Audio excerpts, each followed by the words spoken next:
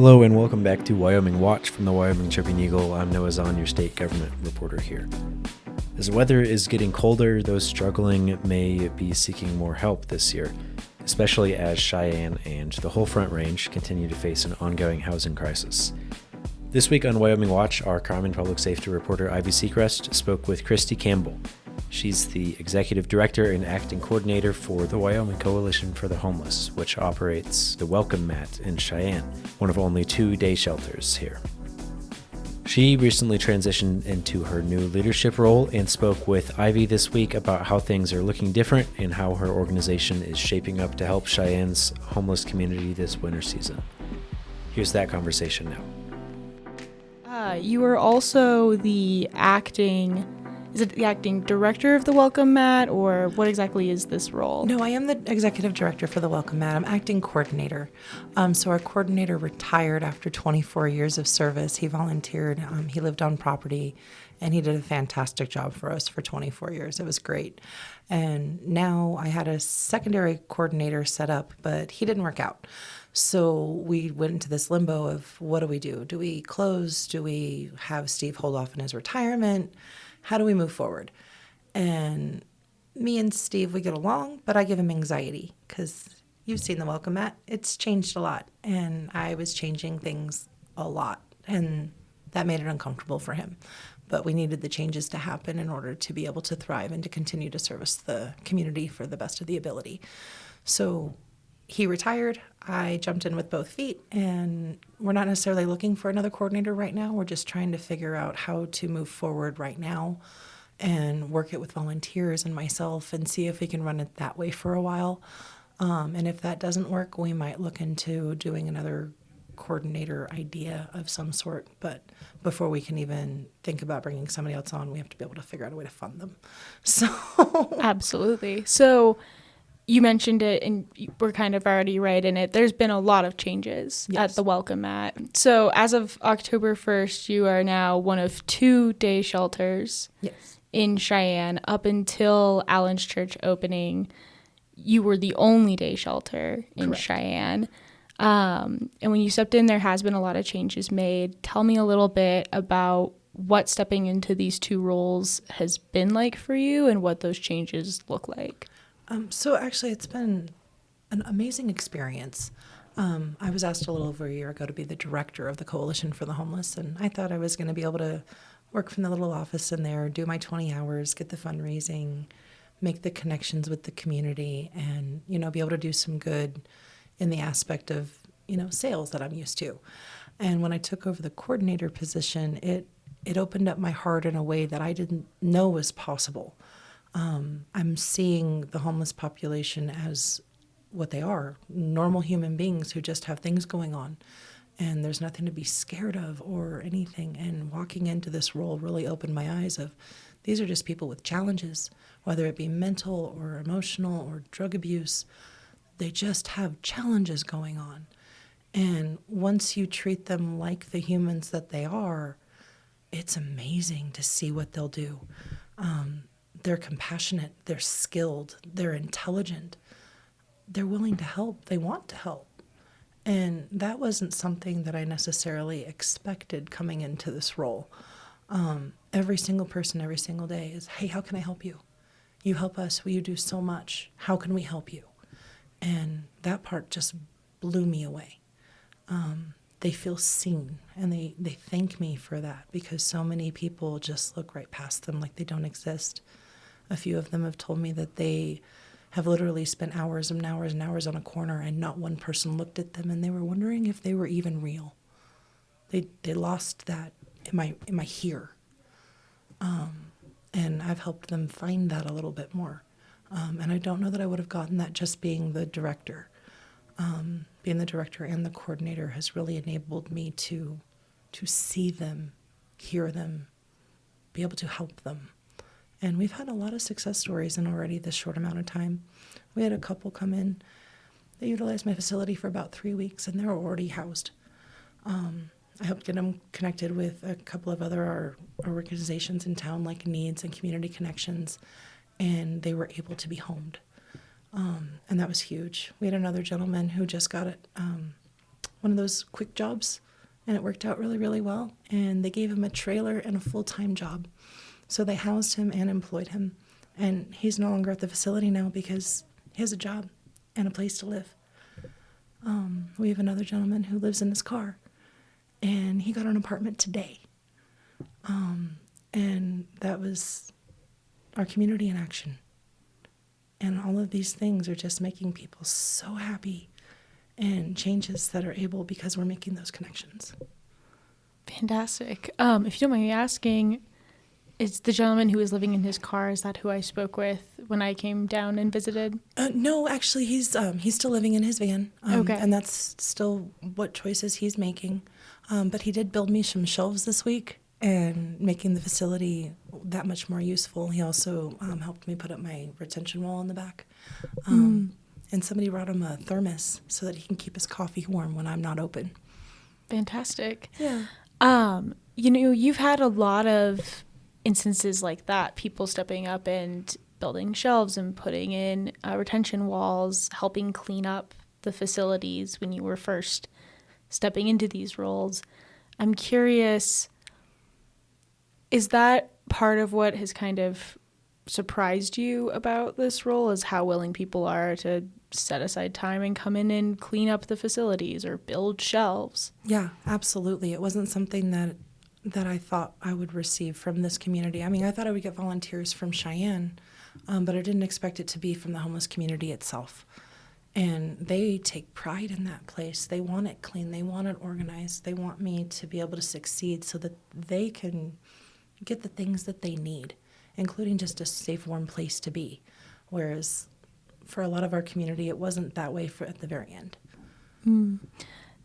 When you say that it wasn't that way at the end, what are you referring to? Steve retiring. Okay. And the last 3 years, we really did have a lot of people trespassed on the property, whether they were causing a muck or they just got asked to leave. We asked a little over 100 people to not be on our property for 18 months or more. And I came in and was like, this isn't right. We need to at least give people a second chance, because some of these trespasses were not really warranted. It was like cursing or, just not wanting to stay awake, not able to stay awake, not wanting to, but not, can I pause? Yeah, absolutely. Just not able to follow the rules to the exact T, was what I'm trying to get at, is people just weren't able to follow the rules to Steve's specifications. And Steve is also starting to get older and a little bit less patient, is probably the right word. So we've invited all the people back that are nonviolent through the police department to no longer be trespassed on the property, and working with them on welcome back to the welcome mat. And that has helped our numbers go from about 15 to 20 to we're seeing on an average of 45 people a day. Wow, that's quite an increase. Yes, ma'am. Having that policy, welcome back to the welcome mat, we're going to remove these trespasses as long as it's not a violent offense. What does that look like? Does that mean people can't be trespassed again? Does it mean kind of a blank check, so to speak? What does that actually look like in practice? So it's basically just a second chance to prove that you can be respectful of the space and follow the rules. Steve did require people to be sober there. I don't require that because I feel like everybody deserves to be fed and have a warm and safe place to be.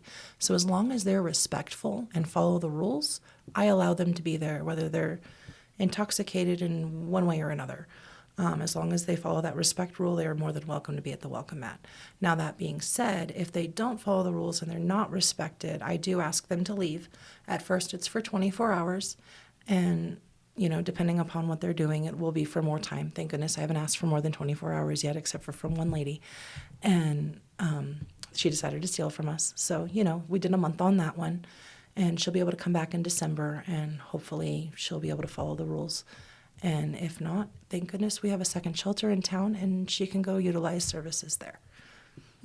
Fantastic. You mentioned earlier that a big goal of the welcome mat, a big goal of yours, is to have people have a warm and safe place to be, have a place where they can be during the day. You can't be at Camilla during the day.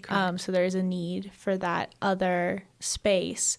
I'm curious, what things make your organization function? What makes them run? What resources are there for people who go there? We're still 100% donation based, so it's the kindness of everyone's hearts bringing us donations that makes it run. Olive Garden and Pizza Hut supply the majority of our food, and we did just get some very large blessings from the Hunger Initiative that the governor and his wife have done. We just got a very large donation from Needs, as well as from Ashley Furniture and from the Make a Difference Foundation. Fantastic. So that's where we get a lot of our resources, but the majority of them are just from people clearing out their closets and their pantries and bringing us what they have.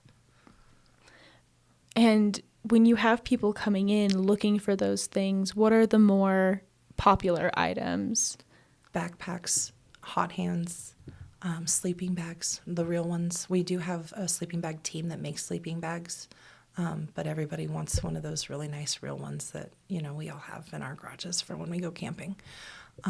Tents are also really requested this time of year. I've been able to give out one. And then we do the bike program. And tell me a little bit about the bike program. What is that? So we've been donated bikes, and then we have a gentleman named Kenny now who actually helps fix them, and then once a quarter, I'm able to basically raffle off. It doesn't cost anything. You just put your name in your hat so that you can be the first one to get your bike. But that way we can raffle off as many bikes as we're able. And then he spends the majority of the quarter helping fix bikes that are already out and about in the neighborhood. So he's just our repair guy and really helps us get this great program off the ground. Fantastic. And you mentioned hot hands, blankets, or sorry, you didn't mention blankets, but hot hands, sleeping bags, and those types of things. We are coming up, this weekend is going to be the first of many, many cold weekends in Cheyenne. We're headed into that truly freezing, snow, windy, brutal to be outside season. And I'm curious, because you're working with the homeless population, you're working with people that don't have a shelter to go to at night unless they're staying at Camilla or in their cars. What are the items that are really essential to make it through that harsh weather season? It's going to be the hot hands, blankets, sleeping bags, coats, scarves, gloves. I'm almost out of gloves. All of these things will help them keep warm from the elements.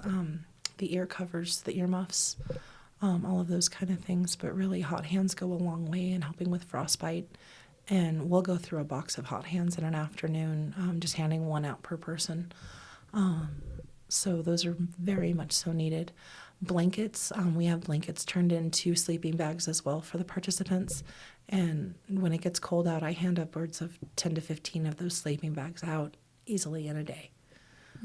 So as many warm things as you're able to bring to the welcome mat, we will definitely put it to good use and make sure that people are staying safe and warm. Mm-hmm. I know before we started recording, you and I were talking about coats and the difference between a good spring coat and a winter coat, especially here in Wyoming. How often are you going through the coats that you hand out? So I give out 5 coats a day as just it's in our giving shelf so that somebody who's not so able to ask for things, because we all have different personality types, has an ability to get a coat as well. But then upon request as well, you can get a coat. There are some days I hand upwards of 15 coats in a day. It just depends on what the weather's doing. I have about 75 coats that I can hand out right now that are winter worthy. And I'll probably go through those over the next 2 months easily, if not more. And then we give out about 200 coats on Christmas week that are either brand new or lightly used. And I've got I'd say about 120 of the 200 that I need. Okay. And, I think one of the things that comes to mind when we're talking about giving out coats and sleeping bags and gloves and bikes and those sorts of things is, I think a lot of people, when they're donating things, want to know that they're going to good use or that they aren't just being chucked or tossed after one cold weekend. I'm curious, in your experience, What keeps up this demand for coats, gloves, all of that?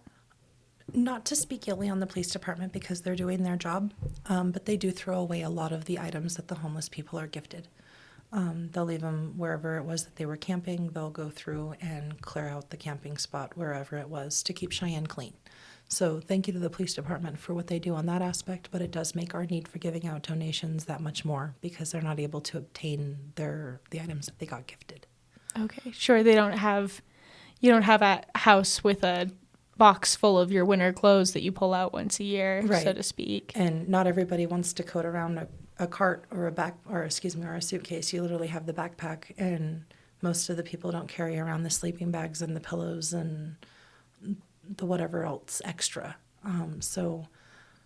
Me and the police department, we have a great relationship. We're working together. So I don't ever want to dismay what they have going on because it is a need as well. But that is what's happening to the donations is. Okay, gotcha. And so then what I'm hearing is it would be most helpful for you guys if people have that extra sleeping bag that they don't use anymore to go ahead and donate it. If they have those extra coats, if they have a box of hot hands. Absolutely. It'll save a life. It really will, especially with the weather that we've got coming up soon. A lot of my population doesn't utilize Camilla, and it is personal choice, but they do choose to not utilize it. And they are out there in the elements. And there's only a few times a year where they will actually go into the night shelter due to really, really cold temperatures. But other than that, they're out there and they're freezing. And they come in the morning and they're cold and they're coughing and they're sniffling, and you just want to warm them up. And I've got the heaters going and coffee on and usually a hot pot of oatmeal going so that they can get warmed up and back to normal. Yeah, I mean, that sounds like what's needed in that situation. Through doing that work of being there in the morning and greeting people after they've essentially survived a below freezing temperature night in Wyoming, what are some of the things that you wish community members would keep in mind when they're making that choice not to make eye contact with people on the side of the road or making that choice not to interact with this part of our community? I want to remind them that every single person is only 2 paychecks away from that situation. It can happen to absolutely anybody. And by choosing to not look at them and acknowledge that they're struggling, it can happen to you too. So just remember that if you feel that way, they're going to feel that way also. Do you want to feel invisible? They don't want to either. Absolutely. I know that you guys aren't just doing this on your own. There's a lot of other organizations, like you mentioned earlier, NEEDS, the Wyoming Hunger Initiative, the community in general that's really shown up to help you guys kind of, go through this welcome back to the welcome mat process. What have organizations like NEEDS, the Wyoming Hunger Initiative, you mentioned Brown's shoes earlier. What has that meant for how you can help people? So I'm actually able to give out more and more healthy food on a regular basis. So the Hunger Initiative and NEEDS, and then the Make a Difference Foundation and Ashley Furniture have donated quite a bit of food. So I'm actually able to put out even more food than normal, because I'm also receiving more people. So everybody gets breakfast and everybody gets a hot lunch. And before it was, well, when I ran out, I ran out. Whereas now if I run out, I can make more. So that's been a really positive impact. And then Brown's has donated all of our shoes. And that might sound like a really simple thing of, they're just shoes. But they're high quality shoes. And I've organized them to where they all are sized by male and female and then by their size order. So it's really easy to pick out the right fitting shoe, which is actually really important for overall health. So thank you, Browns, for helping us help the community have better feet. Fantastic. You mentioned not just more food, but healthier food. I would imagine, and correct me if I'm wrong in this assumption, I would imagine if you're in a situation where you're sleeping out in the cold, you don't have a consistent shelter, you could be doing odd jobs for income, that health is probably on the back burner. 100%. What impact do you see on our local homeless community having access to more and healthier food? So I'm actually going to quote Renee from Make a Difference Foundation. She's been working with this community for a little over a year. And she told me the other day, she goes, thank you. Thank you for whatever it is that you're doing, because they look healthier, their eyes are cleaner, they're looking more plump and full. Plus, they're also able to have more energy, and they just look happier, and they are happier. So I feel like by giving the better and more nutritious food, we're bringing life back to the people that are here. And that's huge. I mean, just seeing even that sparkle in their eyes, it's unreal, watching them just get so excited over the smallest things, like fresh fruit. I put out a bowl of blackberries the other day that got donated, and they were so grateful. And it's a bowl of blackberries. It shouldn't be a big deal. But to them, it's a huge deal to have a fresh fruit option. And it's not something that they get very often. Sure. Yeah, from my reporting on food pantries, my understanding is a lot of the target food is stuff that is shelf-stable, stuff you can take on the go. Yep. And fresh fruit doesn't really hit those that. markers, no. Yeah. Yep. And as we get it donated, I serve it out either that day or the next day, so that it doesn't have time to go bad. Fantastic. That's good to know. Go ahead and donate fresh fruit, folks. Well, I mean, it sounds like you're doing work that you're getting a lot of positive feedback from. I'm curious, is there anything else that we just haven't touched on for whatever reason that you would want the community to know about the Welcome Mat? We are a safe and welcoming place for everybody. If you're experiencing hunger issues, please come and visit us. You know, we'll make sure that you have a meal. I can't accommodate children, but if you are an adult, I will make sure that you are fed. If you need a coat, if you need hygiene items, come and see me. We'll get you taken care of. It doesn't necessarily, you don't have to be homeless in order to need things. So if you are experiencing need, we'll be happy to help. Fantastic. Well, thank you, Christie. I really appreciate you coming on today. And back to you, Noah.